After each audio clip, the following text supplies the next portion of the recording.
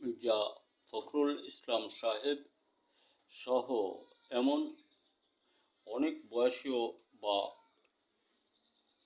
অধিক বয়সের মানুষও আমরা যারা রাজনীতিতে জড়ানো ছিলাম এই 54-52 বছর, এই ছোট ছোট বাচ্চারা যে কথাগুলো ফেসবুকে বা ইউটিউবিতে বলে, এটা অত্যন্ত বাস্তব যে এই 50-54 বছর আপনারা কি করেছেন, কে কি করেছেন। পালা বদল, একজন গেছেন ওখানে গিয়ে তার মতো সে লুটেছেন, আর একজন অপেক্ষা করছেন, ওনাকে সরাইয়ে আর এক দল গেলেন। এইভাবে এই এতটা কাল আমরা দেশের সকল মানুষকে ঠকাচ্ছি। বলুন লাভ কি? এটা কি রাজনীতি? এই ছোট ছোট বাচ্চাদের মুখ আমরা সুন্দর করে কথা বলার জন্য সাজিয়ে দিয়েছি, রেডি করে দিয়েছি, তৈরি করে দিয়েছি। আচ্ছা, আমাদের মাঝ থেকে যে আচরণগুলো হয় এটা যদি ওরা দেখে শুনে, ওদের কি এমন দুর্নীতির টাকার প্রতি লোভ হবে না? ওরা কি এই দেশটাকে ভালোবাসা দিতে পারবে? এই জাতিকে কি ওরা ভালো করে মনের মানুষ হিসেবে, বন্ধু হিসেবে পাশে থাকতে পারবে বা রাখতে পারবে? বলুন বলুন। সব কিছু কিন্তু শিক্ষামূলক হয়ে থাকে, স্মরণ রাখবেন। এই ভীরু দুর্বল লুটতরাজ বাহিনীর রাজনীতির, দুর্নীতির রাজনীতি থেকে দূরে সরে যান, আত্মহত্যা করেন। আপনারা যেটা দেখছেন, বুঝছেন, জানছেন, শুধু নিজেদের পকেট মোটা করার চেষ্টা করেন। জানি আপনি নাকি অনেক বড় লোকের ছেলে। কিভাবে হলেন এগুলা? এটা আপনারা বোঝেন না। দেশ জাতিকে ভালো না বেসে জাতির অর্থ একজন লুটে নিয়ে গেল, আবার আমি উদ্যত হচ্ছে ওইখানে লুটে খাওয়ার জন্য। জ্ঞান অর্জন করেন, দেশের প্রতি মায়া মমতা স্নেহ প্রবণতার দ্বার চির উন্মুখ করেন, জাতিকে ভালোবাসেন। আপনার এই সমস্ত দুর্নীতিবিদ দলকে না। খুব করেছেন। এই 54টি বৎসর এই দেশটাকে ভারতের সঙ্গে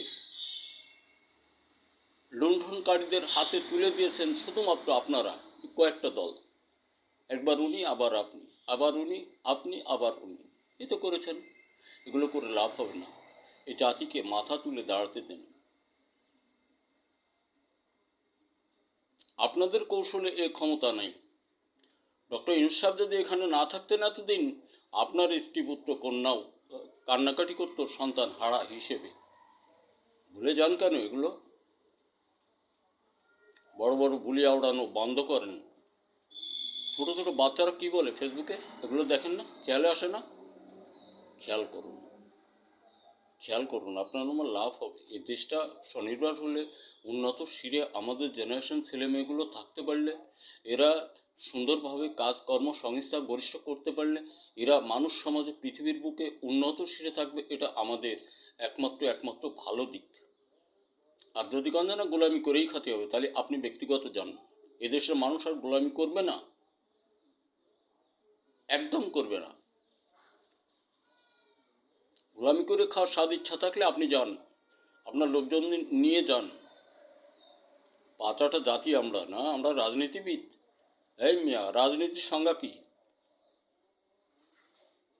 চিরজীবন লুটে খাবো, চুরি করে খাবো, আবার আমরা বলি রাজনীতি। দুঃসাহসী মানুষ আমরা, ভীরু কাপুরুষ।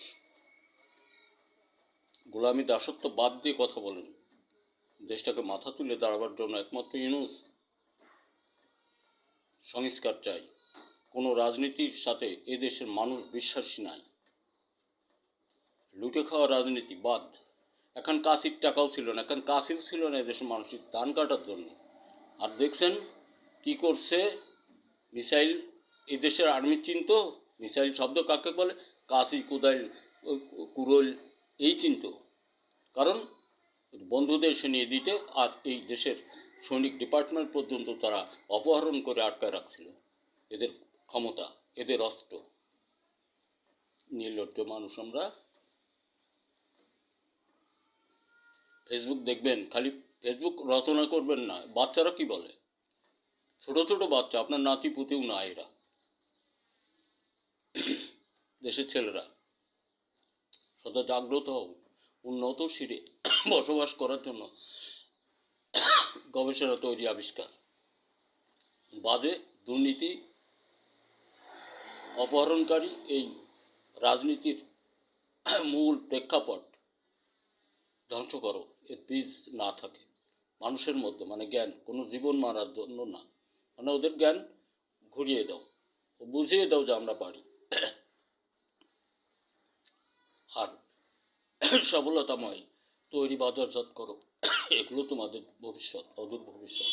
দেশ কৃষক বন্ধু, আমরা যারা আছি মাটি ও ফসল বিষয়ে আমাদের ফসল উৎপাদনের দিকে অগ্রগতি বাড়াবো। ধন্যবাদ। দেখা হতে পারে আরেকটা ভিডিওতে। কোনো সন্তান সন্ততি সংস্কারের বাইরে তোমরা গিয়েও না।